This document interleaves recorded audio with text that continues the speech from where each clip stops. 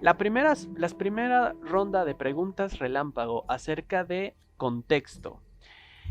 Y es algo que ya habíamos hablado, pero vamos a hacer un pequeño repaso. Aidan, ¿el trasfondo de Hombre Lobo es euro barra América centrista? Yo creo que sí, pero también creo que hay muchas semillas para escarbarle. ¿Y tú, O sea, te Ángel? dice, Yo no lo creo, yo no lo dudo. Y creo que a mí mañana viene cualquiera de ustedes y me dice, este es el módulo de Hombre Lobo de México. Y para mí esa palabra es santa. ¿Saben por qué? Es sagrado. Hasta que venga otro mexicano a decirme, no, es este, y iremos viendo. Porque nadie lo escribió. Porque inclusive lo que poco que han escrito, y nombro México no por casualidad, muchas cosas que se han escrito son inclusive, en mi opinión, ofensivas. A mí por lo menos me duelen un poco. Leve. El que no es narco, el que después el hecho de que los puentes lunares viajan al sur y lo más al sur de este continente que llegan es el Amazonas. Ni Brasil existe el Amazonas. Honestamente, en lo personal, soy, inclusive lo admito, en cierto punto reaccionario, me fastidia, pero lo entiendo, ojo, entiendo que esto fue década de los 90, internet no era, y mucho menos lo que es hoy, y esta gente tenía que ir a una biblioteca a buscar información, a buscar información de los aztecas, de los incas, claramente de los pampas, tenía que ir a buscar información en una biblioteca, y obviamente, claramente, no tenía el tiempo, no tenían las ganas, no tenían el motivo que se les quiera dar. El fuerte de la historia se da entre Estados Unidos y Europa. Y sí, creo que es estadounidense, europacentrista, lo creo. De nuevo, invito a cualquiera a buscar y encontrar, no es difícil, en Google Imágenes creo que se encuentra, lo que es el mapa de los túmulos, de los puentes lunares, y es rosa lo ofensivo. Cuando uno indaga más, y la verdad que está bien, bueno, tiene su explicación. Supongo que no existen lobos, no hay lobos más allá de Estados Unidos, supongamos. Hagamos de cuenta, aunque es muy cuestionable. Hagamos de cuenta. Latinoamérica pertenece principalmente a los Bastet, donde, por ejemplo, los Balam, los Era, son los reyes, los Pumonca en la montaña y un largo etcétera. ¿Por qué nos cuentan tan poco? Porque básicamente es plantear que acá existen 2 o 3 tribus que más o menos, ¿no?, se mantienen, Roehueso, básicamente porque acá hay muchos pobres, o sea, si algo en abundancia tenemos son los pobres, y los Roehuesos proliferan con los pobres. Correcto. Vamos a ser honestos. Los yanquis lo han escrito por eso.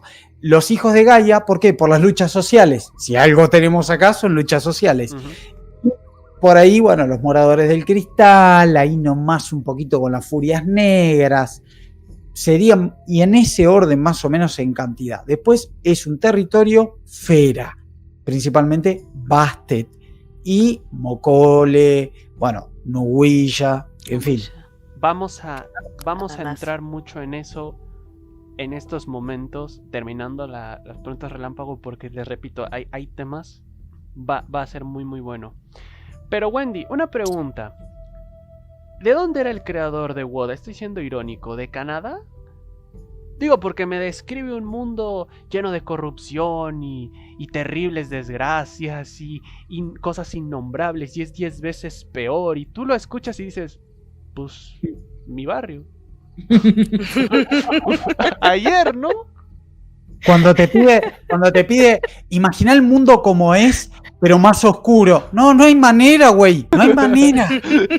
Vos porque no vivís acá, no hay manera. ¿De dónde era este hombre, Wendy? Bueno, ¿tú crees que sí se tiene una...?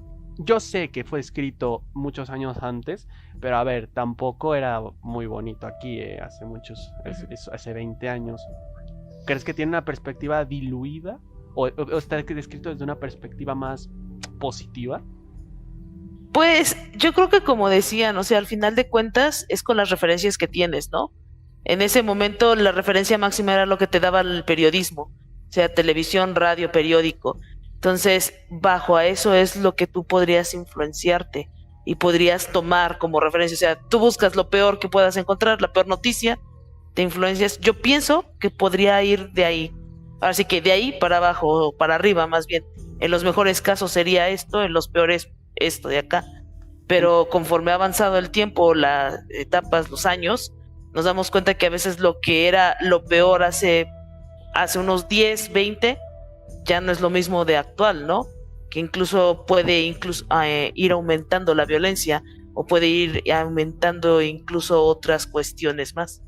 Aidan, vives en una de las ciudades más seguras de toda la República Mexicana, con la mejor reputación y que se considera el paraíso fiscal, ¿no? Para meter inversión. ¿Ah? ¿De dónde era este hombre que escribió Mundo de Tinieblas? Mira, no es por hacer apología a los muchachos, a los autores.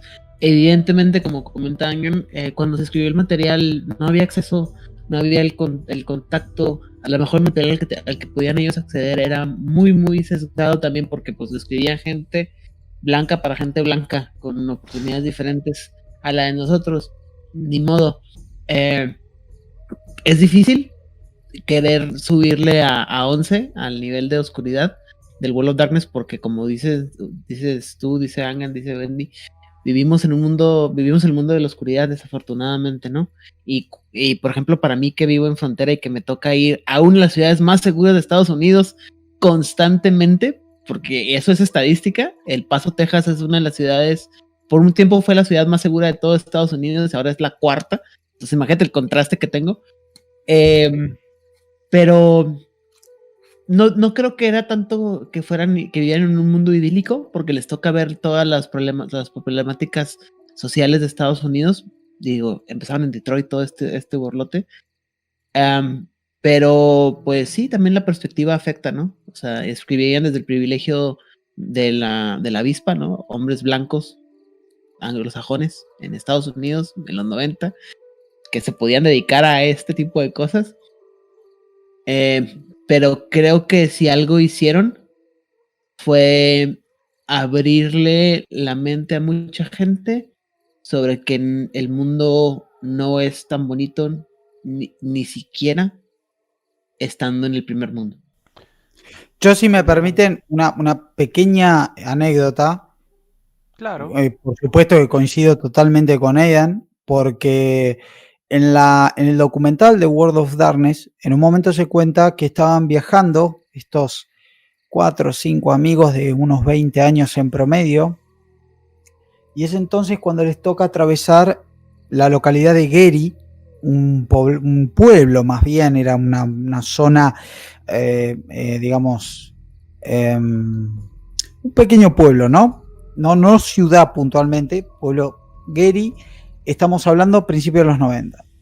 Y era uno de los estragos que había dejado detrás una de las tantas caídas económicas que ha sufrido Estados Unidos, en este caso de la industria automotriz, donde queda, por ejemplo, atrás, que lo nombra muy bien Aidan, había quedado Detroit, gran ciudad, gran metrópolis de la producción, que durante más de una década fue el punto de partida de historias de historias con contextos decadentes. No sé, se me ocurre rápido ahora Robocop se trata, es terrible y se da en el contexto de Detroit, es en la ciudad de Detroit, donde una gran corporación se ha adueñado de todo, la ciudad es un desastre, hay pandillas por doquier, muy noventero todo, claro.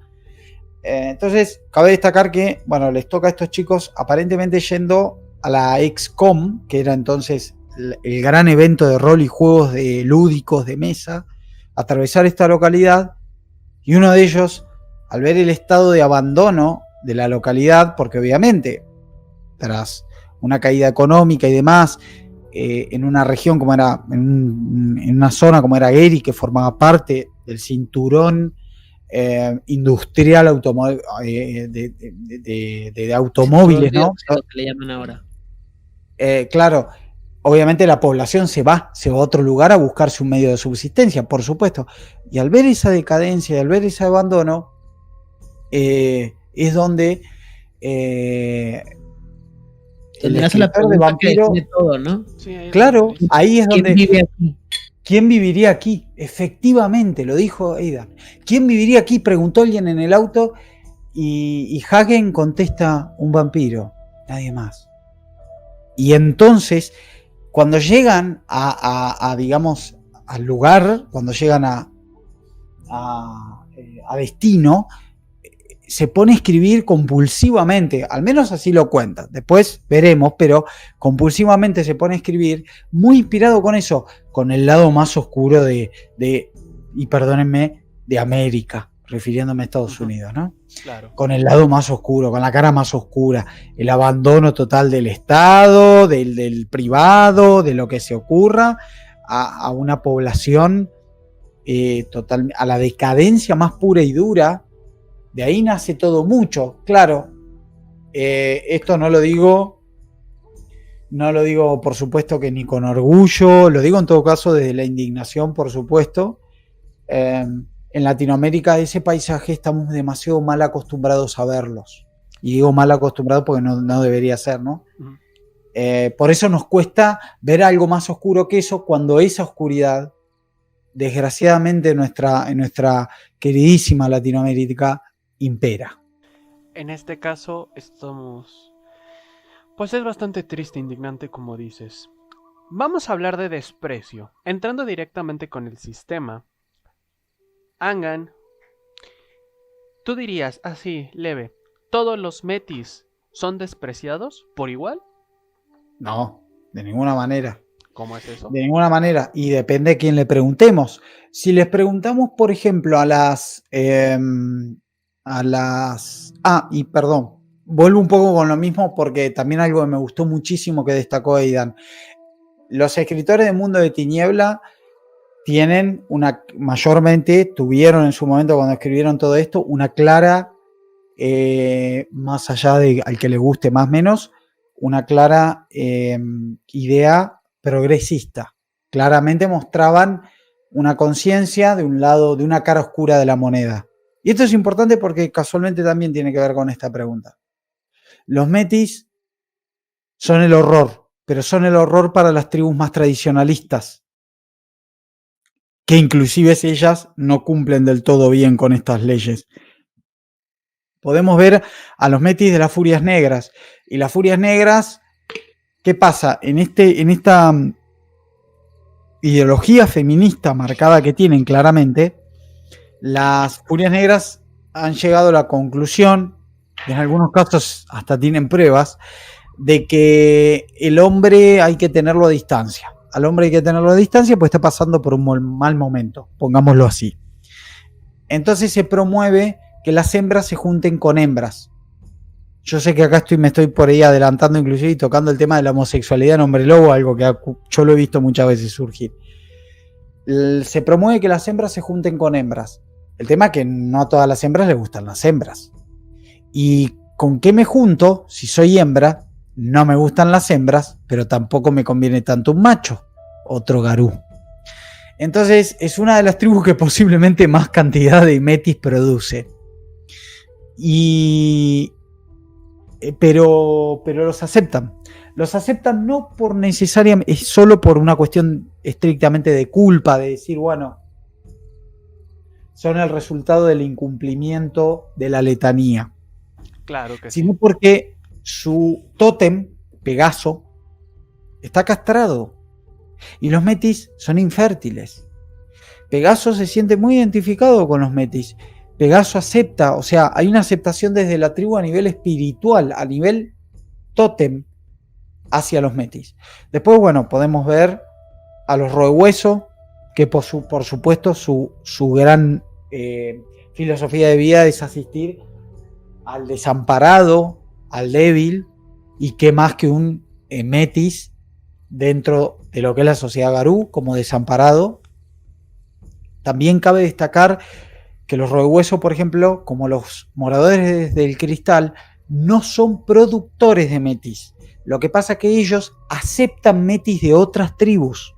Muchas veces cuando nace un metis en una tribu tradicionalista, Señores de la Sombra, Camada de Fenris, Colmillos Plateados, lo que se les ocurra, se los suele expulsar. Y ahí es donde los robehuesos, los moradores del cristal, los aceptan. Tienen muchos metis, pero no porque sean grandes productores, sino porque no tienen tantos prejuicios. En el caso de los moradores... Pero no grandes. ¿Cómo? Que sí son, claro, pero no como los pintan. Claro, efectivamente. En el caso de los moradores, inclusive a los metis les encuentran un uso muy práctico. Los moradores están demasiado alejados de Gaia, les cuesta cruzar hasta la Umbra inclusive, y los metis, por una cuestión biológica, tienen facilidad, ¿no? Claramente. Entonces hasta les encuentran un beneficio. Wendy, perdón. Sí. Te digo, en general los hijos de Gaia no tienen problemas, en general sí entienden que no está bien, no dejan de promover el amor entre Garú, lo que pasa es que piden que sea con cuidado. Claro. Y recuerdan que los métodos anticonceptivos humanos no son tan efectivos con los Garú, pero después no lo alientan, pero tampoco reniegan tanto de los metis, por supuesto. Entonces no todos los metis son iguales. O sea, hay más iguales que otros, Wendy. Me tomaste ahí en curva totalmente. Sí, ahí sí me tomaste completamente en curva. Hay metis que bajo tu perspectiva, lo poco que has visto, ¿son tratados de manera distinta entre cada tribu? Entre cada tribu, sí. ¿Y cada jugador crees que toma al metis desde la misma perspectiva? Me refiero a que podemos tomarlo aquí desde contexto y jugador.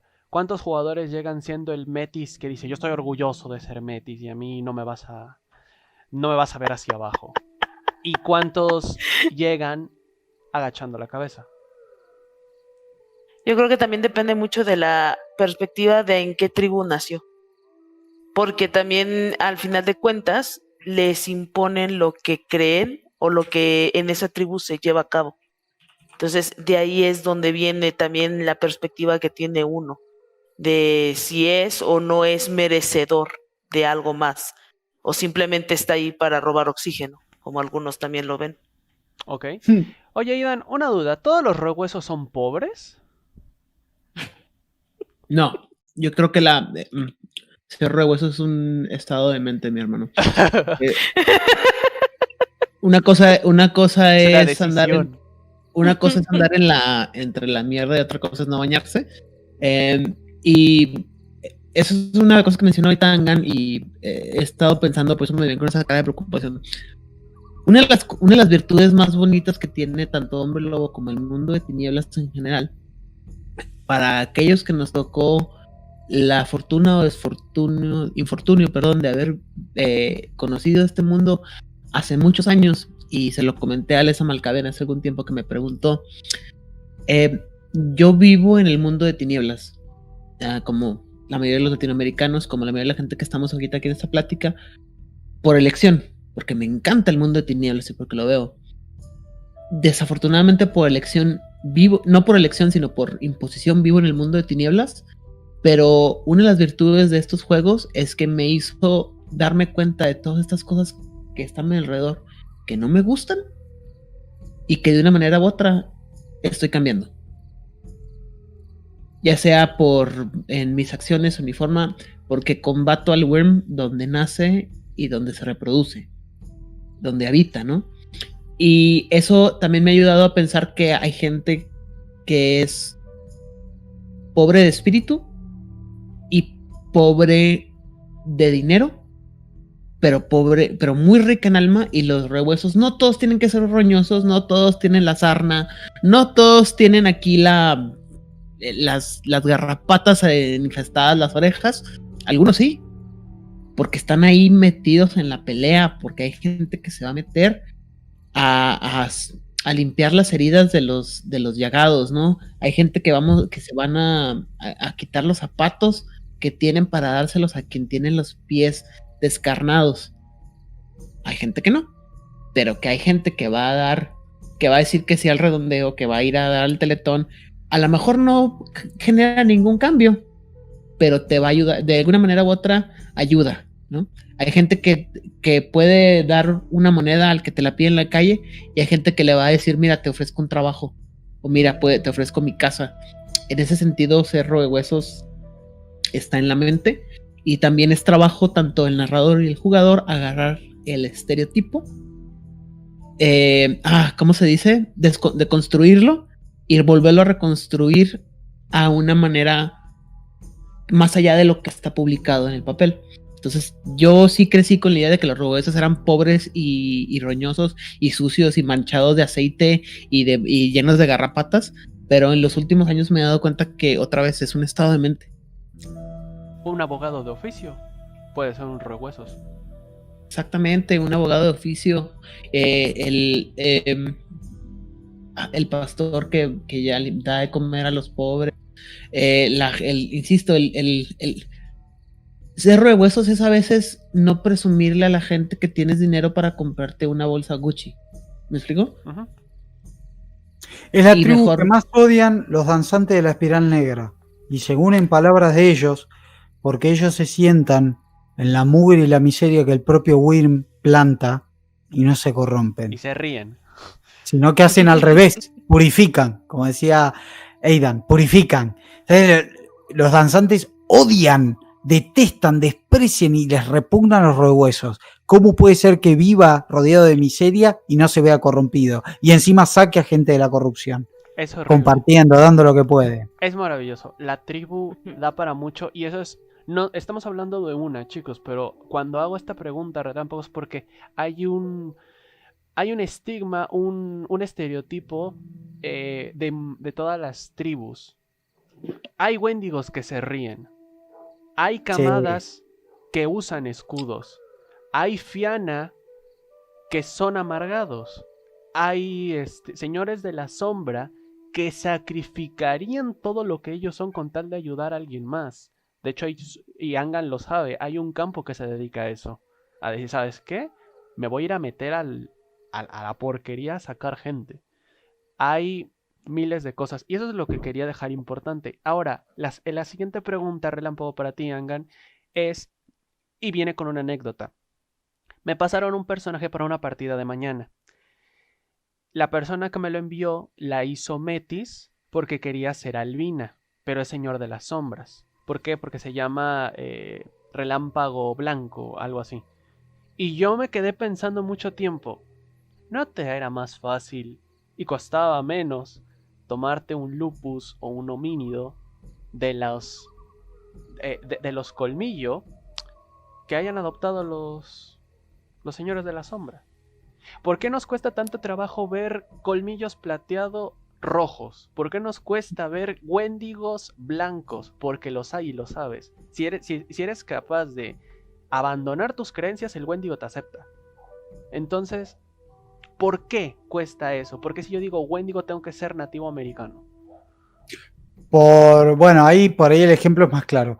Por la pura raza, principalmente, y por el uso práctico de leer la descripción y decir, bueno, los garras rojas habitualmente son rojos. Las furias negras, negras. Los señores de las sombras, negros.